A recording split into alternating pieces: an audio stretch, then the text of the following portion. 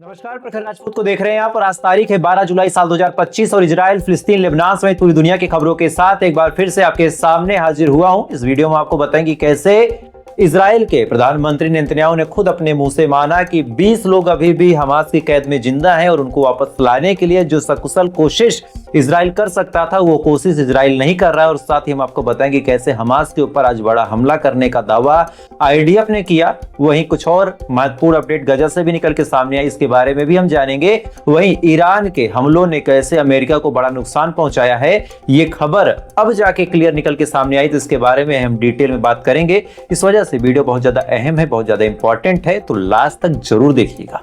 खैर, बिना किसी देरी के बढ़ते हैं सबसे पहली खबर की तरफ। लेकिन इससे पहले की खबरों को बताना शुरू करूं, आप लोगों से एक छोटी सी रिक्वेस्ट, एक छोटी सी इल्तिजा बार बार करता हूं कि अगर आप चैनल पे नए हैं, वीडियो को लाइक करें, चैनल को सब्सक्राइब करें या ना करें, लेकिन फिलिस्तीन के पक्ष में एक बार दुआ जरूर कमेंट में कर दिया करें। न जाने किसकी दुआ कब लग जाए, तो कमेंट जरूर कीजिएगा। तब तक बढ़ते हैं सबसे पहली खबर की तरफ और सबसे पहली खबर निकल के सामने आई है हमास के हवाले से। दरअसल इजराइल ने बड़ा दावा किया है और ये दावा ऐसा नहीं कि पहली बार है, ये 2-3 दिनों से लगातार चल रहा था। सबसे पहले एक वीडियो आईडीएफ ने रिलीज किया था और उसमें दिखाया था कि उसने 500 मीटर लंबे एक टनल को उड़ा दिया, उसमें एक्सप्लोजिव भरा और भरने के बाद उसमें ब्लास्ट किया। ब्लास्ट इस कदर था कि उसके जो विजुअल्स थे बाकायदा ये दिखा भी रहे कि हाँ, पूरी जो टनल है आसमान में धुएं की तरह उड़ती है और उड़ने के बाद फिर बैठती है और पूरी की पूरी जो टनल है वो जमींदोज हो जाती है। अब इसी के बाद आईडीएफ ने दोबारा दावा किया कि इस टनल के अंदर इनका एक सीनियर कमांडर बैठा था, यानी हमास का एक सीनियर कमांडर था और उसको मारने का काम, उसको खत्म करने का काम आईडीएफ ने किया। हालांकि हमास की तरफ से इस मामले पे अभी तक कोई कमेंट नहीं आया है, लेकिन आईडीएफ ने बड़ा दावा किया है कि आईडीएफ ने हमला करके हमास को एक बड़ी चोट पहुंचाई है और चोट पहुंचाने के साथ साथ इनके एक सीनियर कमांडर को मारा है। और ऐसा नहीं कि इस हमले में केवल हमास को नुकसान हुआ। एक दूसरी अपडेट जो निकल के सामने आई है, ये अपडेट इजराइल के लिए बेहद बुरी खबर है। दरअसल एक बिल्डिंग के अंदर आज इजराइल के कुछ जवान यानी आईडीएफ के सोल्जर्स जो हैं रेड करने के लिए जाते हैं और जैसे उस बिल्डिंग के अंदर पहुंचते हैं अचानक से वो बिल्डिंग कोलैप्स हो जाती है। कोलैप्स हो जाती है इसका मतलब क्या? अचानक से वो बिल्डिंग भड़बड़ा के गिर जाती है। अभी बिल्डिंग जब गिरती है, गिरने के बाद जो उसमें आईडीएफ के सोल्जर थे वहीं दबते हैं और वहीं मारे जाते हैं। अब यहाँ पे बड़ा सवाल निकल के सामने आता है कि एक बिल्डिंग के अंदर आईडीएफ के जवान गए, जैसे ही बिल्डिंग के अंदर आईडीएफ के जवान पहुंचते हैं अचानक से वो बिल्डिंग गिर जाती है, तो क्या महज एक इत्तेफाक है या फिर ये कोई साजिश थी? जहां तक मेरा तजुर्बा है, जहां तक आप हमास के काम करने के तरीकों को जानते हैं, जहां तक आप हमास के एम्बुस को समझते हैं, आप भी ये बात बखूबी जानते हैं कि ये बिल्डिंग अपने आप नहीं गिरी है। इस बिल्डिंग को जानबूझ के गिराया गया है, जानबूझ के एम्बुस लगाया गया है कि इजराइल के जवान जब उस बिल्डिंग के अंदर जाएंगे अचानक से वो बिल्डिंग गिरा दी जाएगी। अच्छा, इस हादसे के सबसे अफसोसनाक तस्वीर जो इजराइल के हवाले से मुझे लगती है, सबसे बुरी जो चीज लगती है कि आपके सोल्जर्स मारे गए हैं, अपने देश के लिए उन्होंने अपनी जान दे दी, आप कम से कम उनकी रिस्पेक्ट तो कीजिए। आईडीएफ अपने मुंह से केवल एक सैनिक की बात करता है। आईडीएफ का कहना है कि केवल एक सैनिक जिसका नाम री वीरान है, केवल वही मारा गया। आईडीएफ का कहना है कि 21 साल का री वीरान वहां पे गया था, अचानक से बिल्डिंग गिर गई, वो दब गया, दबने के बाद उसकी मौत हो गई। 21 साल का ये टोटल था, ज्यादा तजुर्बा नहीं था। लेकिन अंदर की जो खबर है, अंदर की जो अपडेट्स हैं, जो हमास के रेजिस्टेंस के नेटवर्क्स हैं, अगर उनको आप खंगालेंगे तो दर्जनों की तादाद में इनके लोग मारे गए, दर्जनों की तादाद में। यानी ये हमास के एक सीनियर कमांडर को मारने गए थे, लेकिन खुद अपने दर्जनों सैनिकों की जान वहां पे गवा के आए हैं, लेकिन अपने मुंह से केवल एक सैनिक का नाम ले लेते। यानी जो बकायदे 11-12 लोग मारे गए, आज उनकी शहादत के लिए 2 शब्द ये नहीं बोल सकते। भाई, सैनिक किसी भी देश का हो, सिपाही किसी भी देश का हो, अपने देश के लिए अगर उसने जान दी है तो उस देश का फर्ज बनता है कि अपने सिपाही को सम्मानित करे, उसकी शहादत को बेकार न जाने। लेकिन आईडीएफ ने उसकी शहादत को भी बेकार कर दिया। केवल एक सिपाही का नाम लिया, बाकी 10-11 को ढक दिया, कवर कर दिया, केवल इस वजह से कि कहीं हमारी बेइज्जती ना हो जाए, कहीं इंटरनेशनल फोरम पे ये ना दिखे कि हम कहीं से कमजोर हैं। खैर, अगली खबर का रुख करते हैं। अगली खबर गजा से निकल के सामने आ रही कि गजा के अंदर इजराइल ने अपने बुलडोजर को भेजा है बाकायदा घरों को गिरा के उस जगह पे कब्र खोदने के लिए, ताकि जितने बच्चों को, जितने मजलूमों को मारने का काम इजराइल कर रहा, उनके बारे में कहीं से कोई सूचना ना मिले। जैसे ही वो लोग मरे, फौरन आईडीएफ वहां पे पहुंचे, उन लोगों की डेड बॉडीज को उस कब्र में डाले और बुलडोजर से बाकायदा कब्रें खोद के तैयार कर दी गई हैं।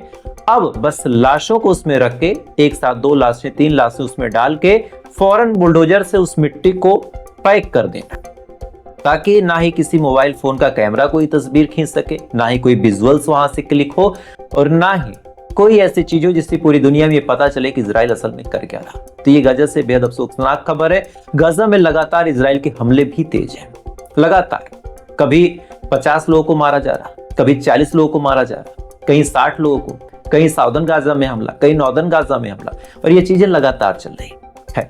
अगली खबर निकल के सामने आ रही ईरान से। ईरान से एक ऐसी अपडेट, और खासकर अलग अलग मीडिया में कुछ ऐसी तस्वीरें हैं जिससे आपको जो न्यूज बता रहा हूं ये बेहद रिपोर्टेड मीडिया और इजराइल की सबसे बड़ी न्यूज एजेंसी है। ये किसी बाहर की खबर से नहीं आई, ये किसी बाहर की न्यूज चैनल से नहीं है, ये इजराइल के सबसे बड़े न्यूज एजेंसी हार्ड से खबर निकल के सामने आई है कि ईरान ने कतर के बेस पे जो हमला किया था, उस बेस पे हमला करने के बाद अचानक से आप देखिए सीज फायर हुआ था। तो सीज फायर क्यों हुआ था, इसके बारे में अब जो रिपोर्ट आई है, ये रिपोर्ट बताती है कि अमेरिका को कितना बड़ा नुकसान हुआ था।